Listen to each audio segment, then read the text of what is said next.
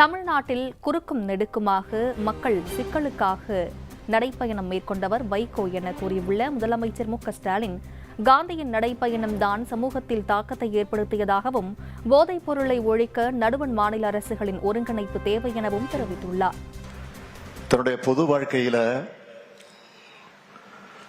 தமிழ்நாட்டோட குறுக்கும் நெடுக்குமாக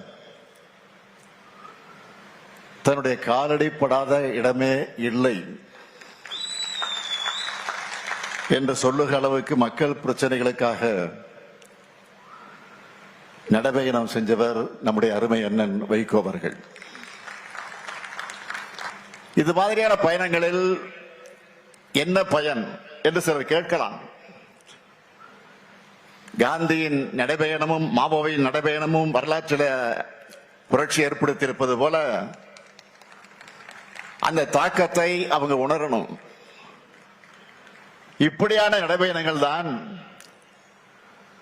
தலைவர்கள் மக்கள்கிட்ட போய் எளிய வகையில சுலபமான முறையில நேரடியாக தங்களுடைய கருத்துக்களை சொல்ல முடியும். இளைஞர்களுடைய எதிர்காலத்தை சீரழிக்கக்கூடிய போதைப் பொருட்களை நாம நிச்சயமாக ஒழிக்கணும். அதுல எந்த கருத்து மாறுபாடும் வேறுபாடும் கிடையாது. போதையின் பாதையிலிருந்து இளைஞர்களை காக்கணும்.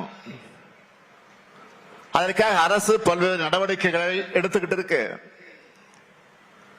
அது மூலமா ஓரளவுக்கு, முழுமையாக இல்ல, ஓரளவுக்கு பலனும் கிடைச்சுக்கிட்டு இருக்கு. போதைப் பொருட்களுடைய பழக்கம் என்பது மிகப்பெரிய நெட்வொர்க். அந்த நெட்வொர்க் அழிக்க மாநில அரசுகளும் ஒன்றிய அரசும் இணைஞ்சு செயல்படணும்.